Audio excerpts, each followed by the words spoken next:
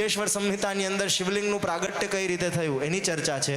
કેટલા પ્રકારના લિંગ બની શકે એની ચર્ચા છે, કયા કયા મંત્રના જપ કરવાથી, કયા મંત્રના અભિષેકથી, કયા દ્રવ્યના અભિષેકથી, કયા પત્રના અર્ચનથી, કયા પુષ્પના અર્પણથી ભગવાન શિવના પાર્થિવ લિંગને બનાવવાની વિધિ શું છે, ભગવાનનું લિંગ સ્થાપન કરવું, શિવાલયનું નિર્માણ કઈ રીતે કરવું, પંચાક્ષરનો જપ કઈ રીતે કરવો, મહામૃત્યુંજય મંત્રનો અર્થ શું છે, પ્રણવ કોને કહેવાય, સ્થાવર જંગમ લિંગની ચર્ચા છે, અનેક વિદ્યાઓની ચર્ચા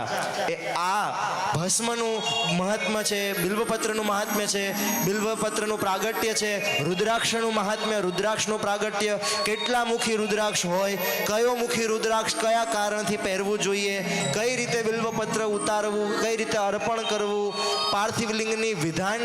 ઘણા બધા, ભસ્મ કેટલા પ્રકારની હોય, એમાં કેટલી ભસ્મ ધારણ કરાય, કેટલી ન કરાય, કઈ શિવને ચડે, કઈ શિવને ન ચડે,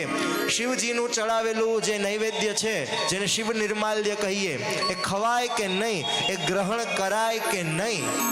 આ બધી જ ચર્ચાઓ અહીંયા આપેલી છે. આનાથી પણ વધારે વિષયોની ચર્ચા છે, એમાં આપણે જેટલો સમય રહે એમાં એટલા વિષયોને સમજવાનો પ્રયત્ન કરીશું, જેથી હવે ક્યારે શિવ ભક્તિમાં આપણે પૂજા વિધિની અંદર બેસીએ તો આ બધી વિષયોની આપણને થોડું ખ્યાલ હોય તો આપણો ભાવ વૃદ્ધિ થાય અને આપણે વિશેષ સારી રીતે અર્ચન કરી શકીએ.